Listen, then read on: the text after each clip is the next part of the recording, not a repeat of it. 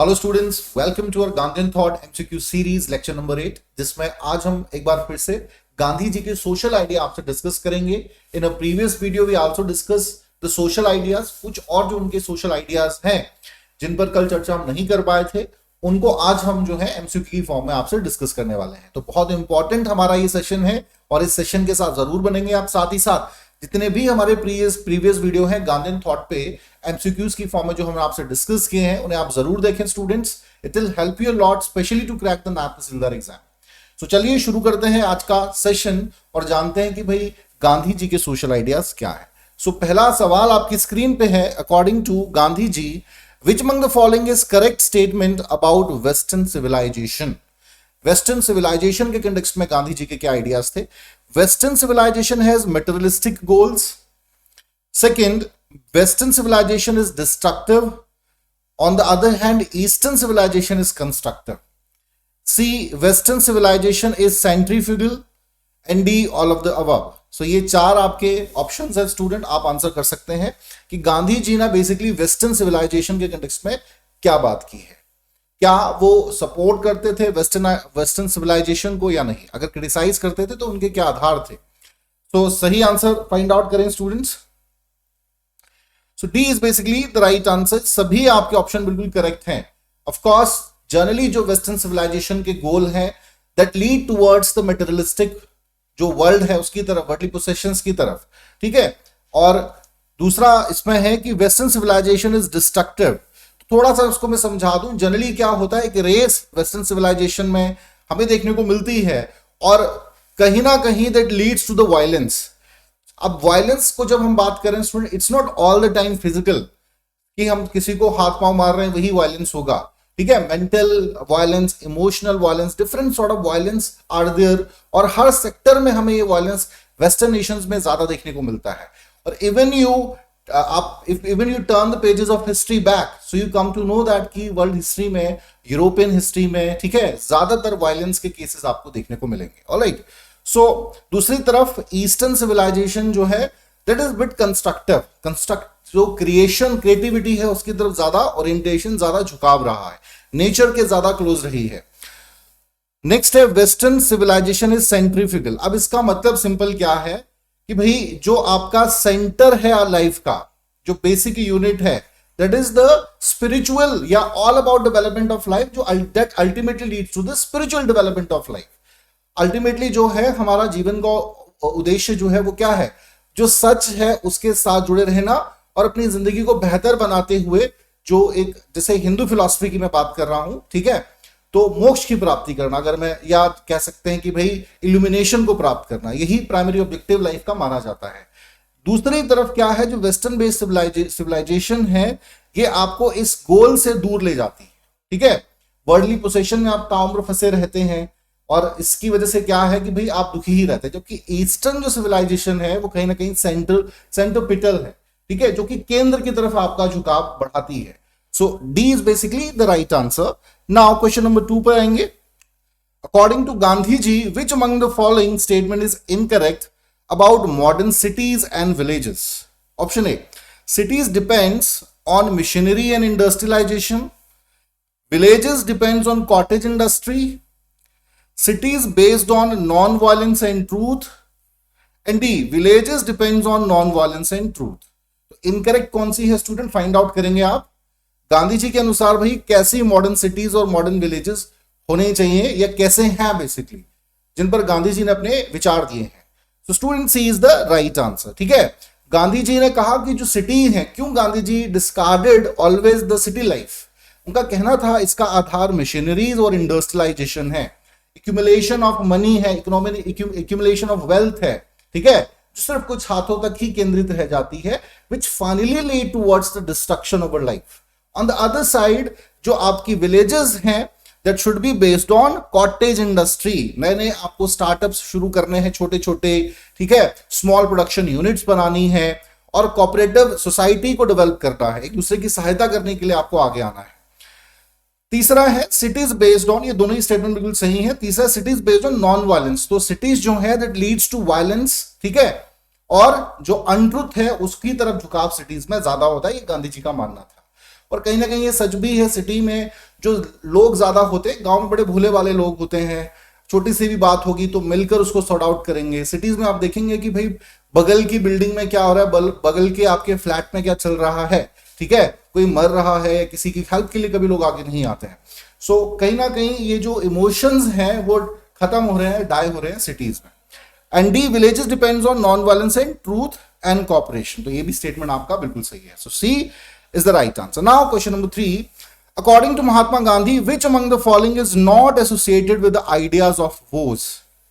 ठीक है, वोज के आइडिया पर गांधी जी ने बहुत ज्यादा बल दिया, ठीक है, तो कौन सा इसमें से इनकरेक्ट है फाइंड आउट करेंगे आप। Help us against the temptations. Woz based on universal recognized principles, make her closeness with worldly possessions, and D, create self discipline. तो क्या सही उत्तर होगा स्टूडेंट्स? क्वेश्चन नंबर 3 आपकी स्क्रीन पे है। हाँ जी स्टूडेंट्स, प्रण लेना जिसे हम कहते हैं, ठीक है, शपथ लेना, उस सेंस में वो उसकी कि क्या सिग्निफिकेंस है। So student C is basically the right answer, जो कि आपका सही नहीं है, ठीक है। गांधी जी ने कहा कि जो आपकी वर्ल्डली पोसेशंस है उससे अगर हम देखिए, अगर हम प्रण लेते हैं कि भाई कुछ आप डिसीजन लेते हैं लाइफ में, रेजोल्यूशंस लेते हैं, that I am not going to do these things, so it will help you lot somewhere else positively, alright. तो गांधी जी का यही मानना था। और जो वोज होंगी वो जो कि यूनिवर्सल आपकी प्रिंसिपल्स हैं उसी पर आधारित होंगी, जैसे ट्रूथ है, नॉन वायलेंस है, इन्हीं बेसिस पर ही आधारित होंगी। और कहीं ना कहीं इसकी वजह से आपके अंदर एक सेल्फ डिसिप्लिन भी क्रिएट होता है। Now talk about question number 4, which among the following is not included in the 11 woes suggested by Mahatma Gandhi?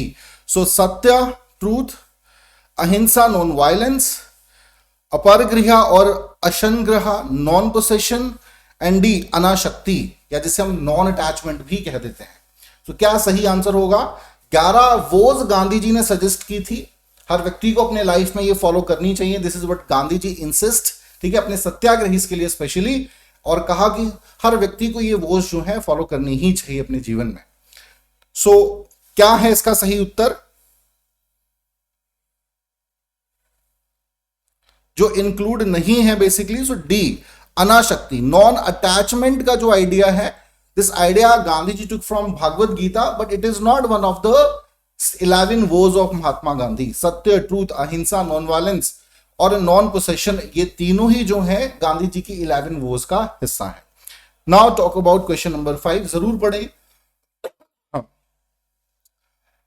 Who said a mother gives us a milk for a couple of years and then expects us to serve her when grew up? Mother cow expects from us nothing but grass and grain. A mother often falls ill and expects service from us. Mother cow rarely falls ill. तो किसके ये शब्द हैं और किस context में ये बात कही है मैं आपसे डिस्कस करूंगा। Acharya Yogesh Atri, B Mahatma Gandhi ji, C Jamnalal Bajaj, and D Savitri Bai Phule. Question number 5 student answer कीजिए।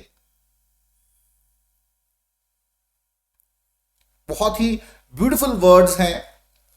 सो B is the right answer. Mahatma Gandhi ने ये जो शब्द हैं ये to show the importance of कि भाई जो गायें हैं हमारी, काउ प्रोटेक्शन के कंटेक्स्ट में बेसिकली गांधी जी ने कहा था, ठीक है। सो इसकी सिग्निफिकेंस को समझाते हुए कहा कि भाई हमारी जो माता है हमें दूध पिलाती है, लेकिन उसके बदले में वो हमसे ताउम्र हमारी सर्विसेज भी लेती है, जबकि गाय भी हमें दूध पिलाती है, लेकिन गाय जो है उसको बहुत सिंपल, बहुत कम उसका जो है रिक्वायरमेंट है, उसे हम खाना खिला देंगे, ग्रास डाल देंगे, good enough for that mother cow, alright. On the other side बहुत कम जो है मदर काउ जो है वो बीमार पड़ती है, पड़ती है, उसकी सेवा की इतनी जरूरत नहीं पड़ती। On the other side if a mother falls ill she accepts, हमारी जो है सर्विसेज हमसे करती है एक्सपेक्ट। तो अब गलत नहीं है student, don't take it in wrong way कि अपनी मदर्स की सेवा हमें नहीं करनी चाहिए। गांधी जी है just showing the significance of cow, और गायों की सुरक्षा क्यों करनी चाहिए, जस्ट गांधी जी सिर्फ इसी पर बातचीत कर रहे हैं। अगर आप एक लार्जर बात पे करें तो हर कैटल की प्रोटेक्शन होनी चाहिए, ना सिर्फ गायों की ही प्रोटेक्शन होनी चाहिए, ऑलराइट। सो चलिए talk about question number 6। According to Mahatma Gandhi, which among the following terms correct about the practice of devadasi? Devadasi का जो कॉन्सेप्ट है, इनमें से कौन सी टर्म जो है वो एसोसिएट करती है? इविल प्रैक्टिस, गांधी जी ने इसे एक इविल प्रैक्टिस माना. Abolish after independence, this is what Gandhi ji से that. And C, embarrassment on Hinduism. Kindly answer student. And D, all of the above. तो क्या सही उत्तर होगा? देवदासी क्या है ये कॉन्सेप्ट, इस पर भी बात करेंगे.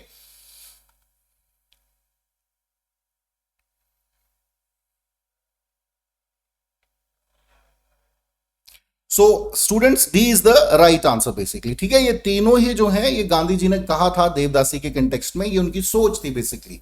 एक इवल प्रैक्टिस गांधी जी ने, देवदासी की जो प्रथा थी स्टूडेंट, ज्यादातर ये जो है साउथ इंडिया में प्रचलित थी. अभी भी कहीं कभी कभी ऐसे केसेस कुछ एरियाज में सुनने को देखने को मिल जाता है. अब इसमें होता क्या था, हालांकि in that time south India में बहुत ही ज्यादा प्रचलित थी. Now they are certain laws जो कि देवदासी की इस रिचुअल को खत्म करते हैं. ठीक है, अब जो है इस पर जो है प्रोहिबिशन लगा दिया गया है. अब ये देवदासी की प्रथा थी क्या, जरा उस पर बात कर लें. स्टूडेंट, होता क्या था कि भाई बहुत कम उम्र में जो आपकी बच्चियां हैं, बेटियां हैं, उनको टेम्पल्स में ऑफर कर दिया जाता था, उनको दान दे दिया जाता था कि ये सर्विस करेंगी जो आपके गॉड हैं उनकी सेवा के लिए. इसीलिए इनको देवदासी शब्द से जो था उनके लिए यूज किया गया. बट अनफॉर्चुनेटली होता क्या था कि बहुत ज्यादा उनका सेक्सुअल एक्सप्लॉइटेशन किया जाता था. ठीक है, और ये कुप्रथा मानी जाती है. अगर स्पेशली जो अगर डाटा देखें तो 50 to 53% ऐसे केसेस देखने को मिले हैं जो बहुत ही कम उम्र की बच्चियां हैं, 9-10 साल की उम्र की बच्ची को कुछ नहीं पता, उसको आप दान दे रहे हैं टेंपल में. ठीक है, तो ये जो है, और जनरली क्या है कि इसके खिलाफ आवाज भी नहीं उठा पाते थे. कारण बड़ा सिंपल था कि भाई सोशल जो स्टिग्मास होते हैं, ऐसी प्रथाएं चला दी गई जो फॉलो की जा रही है. तो फाइनली अब जो है इस पे प्रतिबंध सरकार ने जरूर लगा दिया है, लेकिन फिर भी कुछ ट्रेडिशंस लोग आज भी फॉलो कर रहे हैं. तो गांधी जी जो है इसे एक बहुत ही बड़ी इविल मानते थे. When Gandhi ji came to know about this, तो इमीडिएटली उन्होंने कहा कि भाई जो आपके देवदासी सिस्टम है कि आफ्टर इंडिपेंडेंस बिल्कुल पूरी तरह से खत्म कर दिया जाएगा. ये गांधी जी के वर्ड्स थे. Now talk about question number 7. Which among the following term is correct about the concept of aparigraha suggested by Mahatma Gandhi? So non-possession, B, removal of untouchability, C, fearlessness, and D, duty toward the neighbor. हाँ जी students, अपरिग्रह जो है इस शब्द का प्रयोग, इस कॉन्सेप्ट का मतलब क्या है? So option A student, non possession is the right answer. अपरिग्रह का मतलब है कि भाई हमें किसी भी अपनी जो वस्तुएं हैं, वर्ल्डली पोसेशन जो है, स्पेशली उनसे दूरी बना के रखनी है. ठीक है, और एक सिंपल लिविंग हाई थिंकिंग का जो आइडिया है जीवन जीने का, उसे ही हमें फॉलो करना है. किसी भी चीज से हमें अटैच नहीं होना है, पोसेशन उस पर अपना जाहिर नहीं करना है. ठीक है, दिस इज आइडिया जो गांधी जी ने अपने सत्याग्रही को अपनी वोज के माध्यम से, 11 वोज के माध्यम से सजेस्ट किया था. Now talk about question number 8. According to Mahatma Gandhi, which among the following is not the core basis of education? Option A, child mental attentiveness, B, ethical compliance, C, the spirit of association, and D, language. core basis of education Gandhi ji के अनुसार कौन सा नहीं है इसमें, ये आपको find out करना है. So option dear student, language जो है, लैंग्वेज गांधी जी के अनुसार नेसेसरी नहीं था कि भाई जो है मतलब core, it was an important language also an important part of education, but जो कोर है आपकी, कोर बेसिस है, उसमें सबसे पहला है चाइल्ड की मेंटल अटेंटिवनेस होनी चाहिए. अगर ऐसा एजुकेशन नहीं करने में सक्षम है तो उस एजुकेशन सिस्टम का कोई फायदा नहीं है. इथिकल कंप्लायंस बढ़ना चाहिए चाइल्ड में. ठीक है, इथिकल वैल्यूज जो है, मौलिक जो आपके इथिक्स हैं, वो जरूर हर बच्चे में जरूर निहित होने चाहिए. वही एक अच्छे सिटीजन को फर्दर बनाते हैं, जो कि एक अच्छे समाज का निर्माण भी करता है. And then spirit of association, मिलकर काम करने की भाव आपके अंदर होना चाहिए. और ये तीन primary core basis Gandhi ji ने अपने एजुकेशन सिस्टम में सजेस्ट किए. So talk about question number 9. According to Mahatma Gandhi, which among the following statement is correct about the western system of education? ठीक है, development of small scale industry, support artisans, British education system promoting agriculture knowledge and British education system lacking of agriculture knowledge. तो answer कीजिए student. Correct statement पूछी गई है.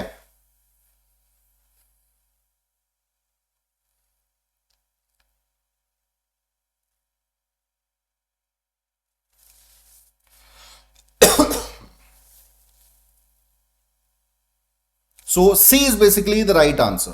All right. British education system जो है ठीक है वो सॉरी ये लैक वाला होगा आपका. D is the right answer. All right. British education system है उसमें एग्रीकल्चर के नॉलेज का लैकिंग थी. All right.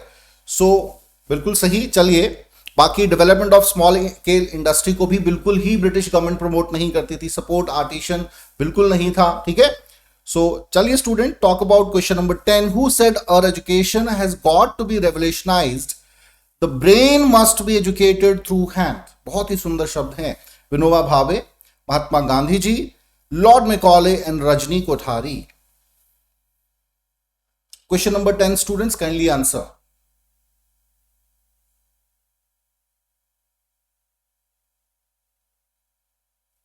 सो अगेन गांधी जी के ही शब्द हैं ये. ठीक है. महात्मा गांधी जी का ये मानना था कि अगर हमें इंडिया में रेवोल्यूशन लाना है सो जो एक ट्रेडिशनल एजुकेशन है उससे ऊपर हमें उठना होगा. हमें वोकेशनल ट्रेनिंग को प्रमोट करना होगा. ठीक है. हमें साइंटिफिक ट्रेनिंग को प्रमोट करना होगा और मैनुअल वर्क की सिग्निफिकेंस को समझाया गांधी जी ने. ठीक है कि भाई मैनुअल वर्क इज रिक्वायर्ड और वो हमारे एजुकेशन सिस्टम का एक हिस्सा होना चाहिए. If you remember Gandhi ji का जो मैंने आइडियल विलेज का कॉन्सेप्ट आपको समझाया था उसमें मैंने आपको बड़ा क्लियरली बताया था कि गांधी जी ने ये कहा था कि भाई मेरे आइडियल विलेज में क्या होगा, स्पिनिंग एंड वीविंग का जो आर्ट है वो जो होगा एक परमानेंट ऑब्जेक्ट होगा. ठीक है कि जो भी स्कूल्स में बच्चे आ रहे हैं उनको स्पिनिंग की कला, वीविंग की कला या और जो आर्टिस्टिक आर्ट्स हैं वो उसका एक हिस्सा रहेंगे. ठीक है. तो basically B is the right answer. Now talk about question number 11. According to Mahatma Gandhi, which among the following is not correct about the teaching learning process? Option A, teacher and learner are at same understanding level. Teacher and learner should have mutual understanding. Focus on development of head, heart and hand, and focus on physical knowledge. हाँ जी students, तो कौन सा इसमें correct नहीं है?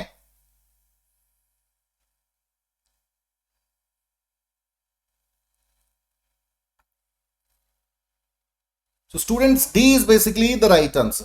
ठीक है. ये तीनों आपके करेक्ट हैं. D जो है सिर्फ गांधी जी ने फिजिकल नॉलेज पर ही एम्फसाइज नहीं दिया, हालांकि फिजिकल नॉलेज को वो इंपॉर्टेंट मानते थे, बट साथ ही साथ जो स्पिरिचुअल डेवलपमेंट है that is also the part of one's life. Physical knowledge की जहां बात हो रही है, यहां बात हो रही है आपके जो इकोनॉमिक, सोशल, पॉलिटिकल अफेयर्स हैं उसका ज्ञान हर व्यक्ति को होना चाहिए. गांधी जी का ये मानना था और अपने एजुकेशन सिस्टम में भी उन्होंने जो नई तालीम का 1937 में उन्होंने आइडिया दिया था उसमें ऐड किया. ठीक है. बट जो उनका टीचिंग लर्निंग प्रोसेस था उसमें उन्होंने कहा कि भाई टीचर लर्निंग का जो अंडरस्टैंडिंग लेवल है वो सेम होना चाहिए ना. और ध्यान देने वाला पॉइंट है ये, यहां सिर्फ अंडरस्टैंडिंग लेवल की बात हो रही है. आप ये नहीं कह सकते कि भाई टीचर और स्टूडेंट का लेवल बराबर होना चाहिए.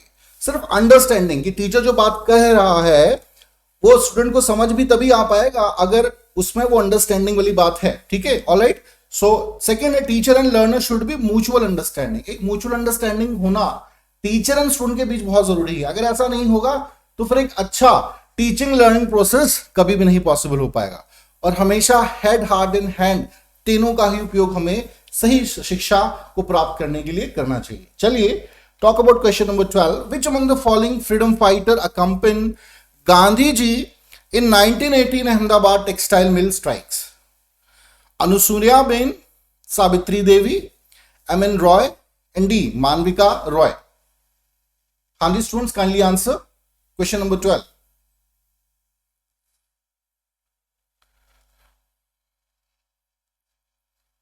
सो A is the right answer. Anasuya ben जो है one of the prominent women leader who always help या who always supported Gandhi ji in almost every movement. ठीक है.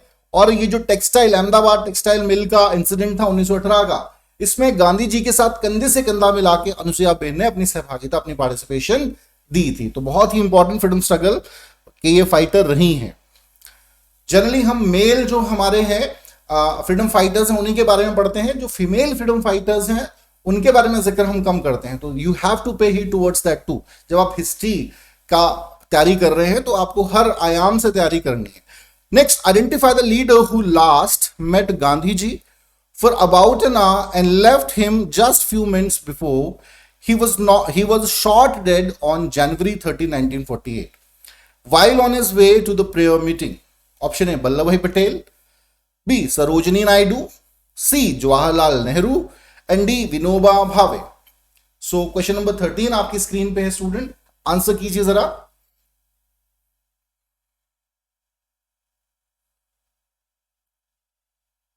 सो ऑप्शन ए, सिंपल सवाल है ये, ठीक है, फैक्चुअल बेस्ड थोड़े से सवाल है, कई बार ऐसे क्वेश्चंस पूछ लिए जाते हैं।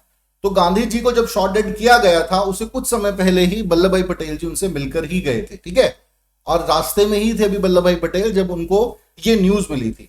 सो इंपॉर्टेंट सवाल है स्टूडेंट। क्वेश्चन नंबर 14 पे आएंगे। In February 1933 Gandhi ji started the publication of a weekly paper Harijan to promote anti untouchability campaign. Its first issue was out on February 11, 1933 from, हाँ जी, कहां से? बॉम्बे, अहमदाबाद, पूना और नासिक। आंसर करें students. So C is basically the right answer, Poona, ठीक है। पूना से basically ये जो था पब्लिकेशन शुरू हुआ था हरिजन, जिसमें गांधी जी ने एंटी अनटचेबिलिटी मूवमेंट को शुरू किया था और हरिजन शब्द का प्रयोग किया था इसके लिए, ठीक है।